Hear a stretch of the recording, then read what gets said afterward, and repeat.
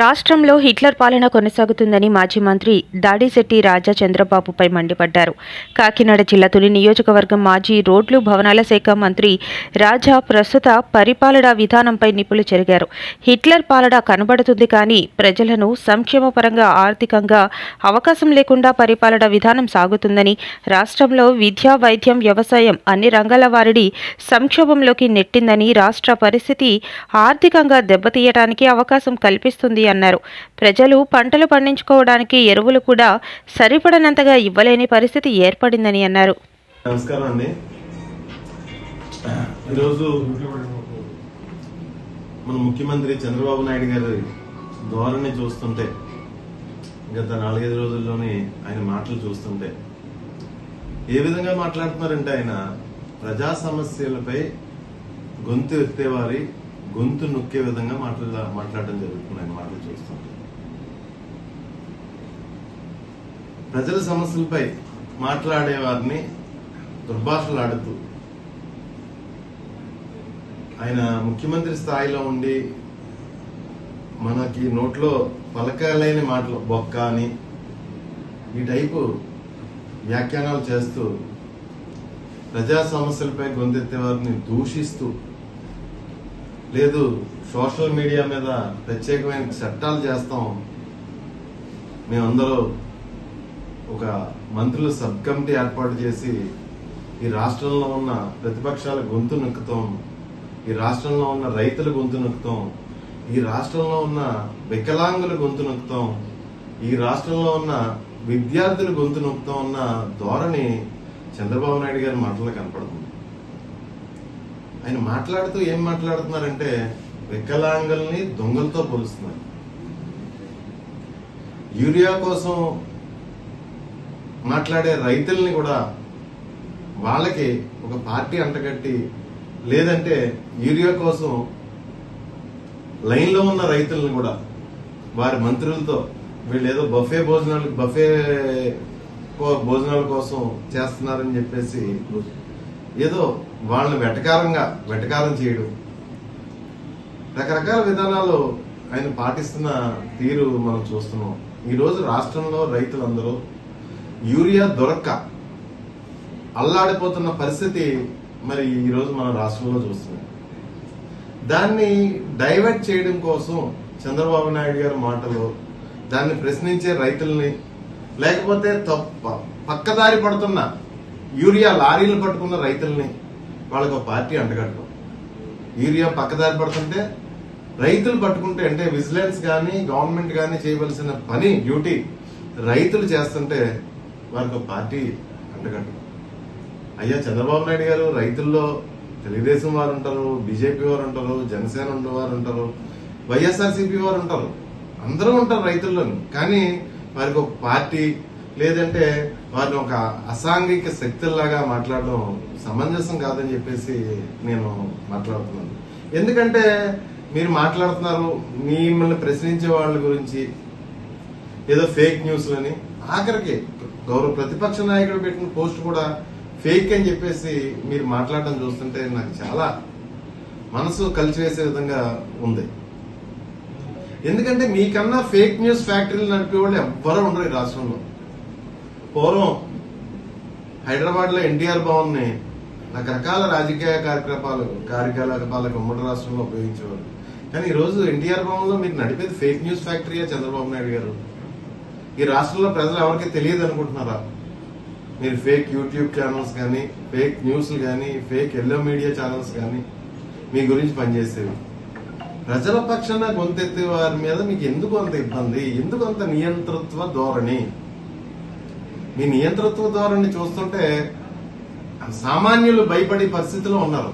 ఎందుకంటే ప్రతిపక్షాలుగా ప్రజల తరపున పోరాటం చేసి మేము అసలు పట్టించుకునే పరిస్థితి లేదు, మీ నియంతృత్వ ధోరణి పట్టించుకునే పరిస్థితి లేదు, మీ రెడ్ బుక్స్ పట్టించుకునే పరిస్థితి లేదు, మీరు పెట్టే కేసులకి భయపడే పరిస్థితి లేదు ప్రతిపక్ష పార్టీ నాయకులుగా మేము. కానీ మిమ్మల్ని చూస్తుంటే ఒకందుకు నాకు జాలి కూడా వేస్తుంది. ఎందుకంటే మీలో ఉన్న హిట్లర్, లేకపోతే ముస్సోల్ని, లేదంటే మీలో ఉన్న మానసిక వైకల్యం కానీ పరాకాష్ఠకి, అంటే పిచ్చి పరాకాష్ఠకి చేరిందంటారు కదా, పరాకాష్ఠకి చేరి పరిస్థితి నేను చూస్తున్నాం ఈ మధ్యకాలంలో. ముఖ్యంగా రైతుల పట్ల మీరు వ్యవహరించే తీరు. అయ్యా చంద్రబాబు నాయుడు గారు, మిమ్మల్ని కోరుకునేది ఏంటంటే, రైతులు నష్టపోతున్నారు. ఈ రాష్ట్రంలోని సుమారు 200 రూపాయలు ఎక్స్ట్రా ప్రభుత్వం అమ్మే రేటు కన్నా 200 రూపాయలు ఎక్కువ పెట్టినా యూరియా దొరకని పరిస్థితి కనపడుతుంది. దానికి మీరు అవలంబిస్తున్న విధానాలే చేటు చేస్తున్నాయి. ఒక ఎగ్జాంపుల్ చెప్తున్నాను. ఒక క్రైటీరియా, రైతుని క్రైటీరియాగా తీసుకోవడానికి పట్టాదారు పాస్ పుస్తకం తీసుకుంటే, ఆ పట్టాదారు పాస్ పుస్తకాన్ని బట్టి అతనికి ఎన్ని యూరియా బస్తాలు ఆయనకి అవసరమవుతాయో మనం తీసుకోవచ్చు. కానీ మీరు చేసేది ఏంటి? ఆధార్ కార్డు క్రైటీరియా తీసుకున్నారు. వందలాది ఆధార్ కార్డులు పెట్టేసి మండలాలకి గ్రామాలకి రావాల్సిన లోడ్లు, లారీ లోడ్లు పక్కదారి పెట్టిస్తున్నారు. రైతులకు అంతకంటే పక్కదారి పట్టిస్తున్నారు. బస్తా 200, 300 ఎక్స్ట్రా వేసుకుని బ్లాక్ మార్కెట్ లో అమ్ముతున్నారు. దయచేసి అది సర్దిద్దండి అని చెప్పేసి ప్రతిపక్షాలు కానీ రైతులు కానీ మిమ్మల్ని ప్రశ్నిస్తుంటే ఫేక్ ప్రాపగాండా, ఫేక్ ప్రచారం అని చెప్పేసి మీరు మాట్లాడే ఎంతవరకు సమంజసం చంద్రబాబు నాయుడు గారు అని చెప్పేసి నేను మిమ్మల్ని ప్రశ్నిస్తున్నాను. అదేవిధంగా ఇంకా యూరియా సమస్య ఎలా ఉంటే, యూరియాలో చూస్తే గమనిస్తే 200-300 కోట్లు స్కామ్ కనపడుతుంది. 200-300 కోట్లు అంటే అది చిన్న స్కామ్ అనుకుందాం అనుకోండి. 200-300 కోట్లు అంటే మీ దృష్టిలో అది డబ్బు కూడా కాదు. మీ దృష్టిలోని, మీ కుమారుడి దృష్టిలోని అది డబ్బు కూడా కాదు. ఆరోగ్యశ్రీ మరి రాష్ట్రంలో 14 నెలలు బట్టి, అంటే మీ కూటమి అధికారంలోకి వచ్చిన తర్వాత ఈ రాష్ట్రంలో ప్రజలు కానీ, రోగులు కానీ వైద్యం కావాల్సిన పరిస్థితి ఏ విధంగా ఉందో ఒకసారి మీరు గమనించారా? ఆస్తులు అమ్ముకునే పరిస్థితి వచ్చింది. రాష్ట్రంలో వైద్యం దొరకని పరిస్థితి, రాష్ట్ర ప్రజలకి కార్పొరేట్ వైద్యం దొరకని పరిస్థితి, లేకపోతే నెట్వర్క్ హాస్పిటల్లో వైద్యం చెయ్యని పరిస్థితి. ఆరోగ్యశ్రీ నెట్వర్క్ హాస్పిటల్లో సుమారు 3,700 కోట్లు చిల్లర బకాయిలు మీరు ఆరోగ్యశ్రీ నెట్వర్క్ హాస్పిటల్కి బకాయిలు పెట్టడంలో వాళ్ళు వైద్యం చేయట్లేదు. ఆరోగ్యశ్రీ కింద పేద ప్రజలకి వాళ్ళు ఆస్తులు అమ్ముకోవడం, లేకపోతే వాళ్ళ దగ్గర నగ నట్ర అమ్ముకోవడం చేసుకుని వైద్యం చేయించుకునే పరిస్థితి, లేకపోతే ఆ స్తోమత లేని వాళ్ళు ప్రాణం పోతున్న పరిస్థితి 14 నెలల నుంచి మనం చూస్తూనే ఉన్నాం. మరి ఏ విధంగా చూస్తున్నారంటే, నెట్వర్క్ హాస్పిటల్ డాక్టర్లు ప్రతి పేషెంట్ కి సమాధానం చెప్పలేక, వారి దగ్గరికి వచ్చి ప్రతి పేషెంట్ కి సమాధానం చెప్పలేక కొంతమంది నెట్వర్క్ హాస్పిటల్లో బోర్డులు పెట్టడం జరిగింది, ఆరోగ్యశ్రీ మీద వైద్యం చేయబడదని. కానీ మీ యంత్రాంగాన్ని ఉపయోగించి ఆ డాక్టర్ నెట్వర్క్ హాస్పిటల్స్ కి వార్నింగ్లు ఇప్పించిన పరిస్థితి మనం ఈ రాష్ట్రంలో చూస్తున్నాం. మీ అసమర్థ పరిపాలన కప్పిపుచ్చుకోవడానికి బెదిరించడం, బుకాయించడం, దౌర్జన్యం చేసే పరిస్థితులు మనం ఈ రాష్ట్రంలో చూస్తున్నాం. అది కాదు అన్నట్టు, అది సరిపోదు అన్నట్టు మరి ఆరోగ్యశ్రీని తీసుకొచ్చి ఆరోగ్యశ్రీ ట్రస్ట్ ని తీసేసి మరి ఏదో ఇన్సూరెన్స్ పెడతాం కొత్తగానే అని చెప్పేసి దాని మోటన అంటే పేద ప్రజల వైద్యం మోటన వేలాది కోట్లు స్కామ్ చేయడానికి మీరు ప్రయత్నం చేయట్లేదా చంద్రబాబు నాయుడు అని మేము ప్రశ్నిస్తున్నాం. మేము ఒకటే అడుగుతున్నాం, ఆరోగ్యశ్రీ స్వర్గీయ వైఎస్ఆర్ ప్రవేశపెట్టిన తర్వాత ఈ దేశంలో వివిధ రాష్ట్రాలు మన మోడల్ ఫాలో అవుతున్నాయి. ఆరోగ్యశ్రీ పెట్టిన స్టార్టింగ్ లో ఈ ఇన్సూరెన్స్ పాలసీ కూడా ఉండేది, కానీ ఇది పక్కాగా అమలవట్లేదు. ఇన్సూరెన్స్ కంపెనీలు చేతులు ఎత్తేస్తున్నాయి, క్లెయిమ్ సరిగా చేయట్లేదు, పేద ప్రజలకు అన్యాయం జరుగుతుందని చెప్పేసి ఆరోగ్యశ్రీ ట్రస్ట్ మోడల్లో మన రాష్ట్రంలో ముందుకు నడిపిస్తుంటే మరి మీరు ఏంటి ఈ పేద ప్రజల వైద్య నిమిత్తం కూడా మీరు ఈ విధంగా మీరు ఉపయోగించుకోవడం బాలేదు. పేద ప్రజల వైద్యాన్ని, విద్యని మీరు స్కామ్ల కింద ఉపయోగించుకోవడం కరెక్ట్ గా లేదని చెప్పేసి నేను భావిస్తున్నాను. దయచేసి ఆరోగ్యశ్రీని నిర్వీర్యం చేసి కార్యక్రమం మటుకి ఎట్టి పరిస్థితులను చెయ్యొద్దు అని చెప్పేసి నేను మిమ్మల్ని కోరుకుంటున్నాను. అదే గత జగన్ గారి 5 సంవత్సరాల పరిపాలనలో 45,10,645 మందికి ఆరోగ్యశ్రీ కింద ఈ రాష్ట్రంలో వైద్యం జరిగిన పరిస్థితి మనం చూసాం. 45,10,645 మందికి వైద్యం జరిగింది. మరి మీ 14 నెలల పరిపాలనలో ఎంతమందికి వైద్యం జరిగిందో ఆరోగ్యశ్రీ కింద మీరు చెప్పగలరా చంద్రబాబు నాయుడు గారు అని చెప్పేసి మిమ్మల్ని సూటిగా ప్రశ్నిస్తున్నాం. ఈ రాష్ట్రంలో విద్యా వ్యవస్థను కానీ, వైద్య వ్యవస్థను కానీ, లేకపోతే రైతులకు సబ్సిడీ మీద అందే ఎరువులు కానీ, యూరియా కానీ, డిఏపి కానీ ప్రతిదీ మీరు వ్యాపారం కింద చేస్తుంటే మీరు ఈ రాష్ట్ర ప్రజలకు ఏమైనా హామీ ఇచ్చి మీరు అధికారంలోకి వచ్చారు? సంపద సృష్టిస్తాను అని చెప్పేసి మీరు ఈ రాష్ట్ర ప్రజలకు హామీ ఇచ్చి అధికారంలోకి వచ్చిన పరిస్థితి.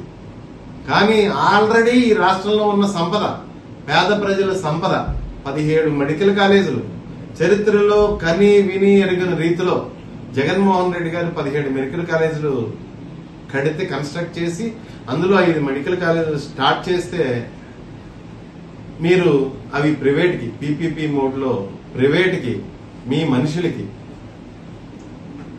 అమ్మేసుకునే పరిస్థితి, స్కామ్ ద్వారా అమ్మేసుకునే పరిస్థితి ఈ రాష్ట్ర ప్రజలు చూస్తున్నారు. మీరు సంపద సృష్టించలేదు సరికదా, ఈ రాష్ట్ర ప్రజల సంపదని అమ్మేసి పరిస్థితి మీరు ప్రైవేట్ పబ్లిక్ పార్ట్నర్షిప్ లో పీపీపీ మోడ్ లో అమ్మేసి పరిస్థితి మనం ఈ 4-5 రోజులు బట్టి ఈ రాష్ట్ర ప్రజలు చూస్తున్నారు. దాన్ని మళ్ళీ మీ దగ్గర ఉన్న ఎల్లో మీడియా ద్వారా, మీకున్న మీడియా ద్వారా కవర్ చేసి పరిస్థితి కనపడుతుంది. దయచేసి మీరు ఈ రాష్ట్రంలో ప్రజల్ని తప్పుదోవ పట్టించకుండా జగన్ గారు తెచ్చిన 17 మెడికల్ కాలేజీలని ఆ విధంగానే ఉంచి, ఎందుకంటే మీరు ఒక్క మెడికల్ కాలేజ్ మీరు తేలేదు, ఈ 17 మెడికల్ కాలేజీలను ఆ విధంగానే ఉంచి ఈ రాష్ట్ర ప్రజలు మంచి కోరవలసిందిగా కోరుకుంటూ, అదేవిధంగా మరొక్కసారి యూరియా గురించి మరీ తెలియజేసుకుంటున్నాము. మీరు ఆధార్ కార్డులు బేస్ గా పెట్టుకుని యూరియా పంపిణీ చేస్తే ఈ రాష్ట్రంలో యూరియా స్కామ్ కింద జరిగిపోతుంది. దయచేసి ఆధార్ కార్డులు క్రైటీరియాగా తీసుకోకండి. ఎందుకంటే వందలాది ఆధార్ కార్డులు సంపాదించి యూరియాని లోడ్లు ఎత్తుకుపోవడం పెద్ద సమస్య కాదు, అది గంటల్లో పని. వందలాది ఆధార్ కార్డులు గ్యాదర్ చేయడం అన్నది గంటల్లో పని, యూరియా పక్కదారి పట్టిస్తుంది.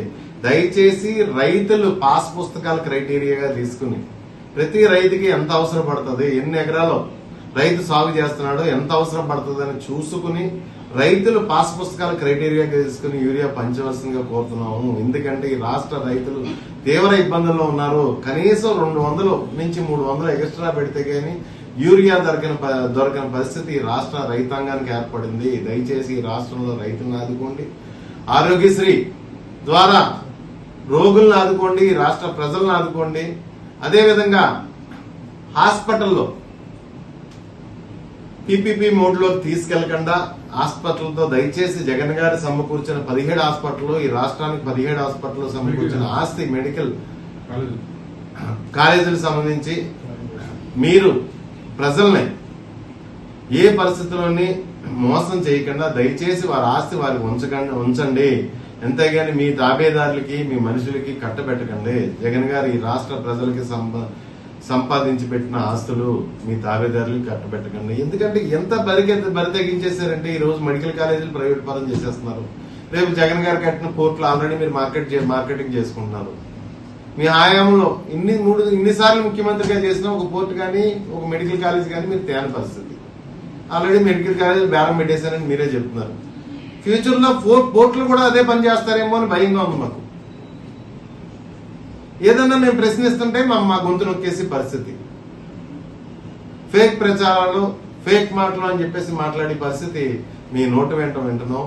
మీరు ఈ రాష్ట్ర ప్రజల మంచిని కాంక్షించేవారైతే, ఈ రాష్ట్ర ప్రజల మంచిని కోరుకునేవారైతే రైతుల పట్ల, ఈ రాష్ట్రంలో ఉన్న రోగుల పట్ల, అదేవిధంగా ఈ రాష్ట్రంలో ఉన్న విద్యార్థుల పట్ల మీ మంచి మనసు చాటుకుని సరైన రీతిలో పరిపాలన చేయాలని కోరుకుంటూ, ఎందుకంటే మీ పరిపాలన హిట్లర్ పరిపాలన ఉంది, రెడ్ బుక్ పరిపాలన నడుస్తుంది, హిట్లర్ పరిపాలన ఉంది.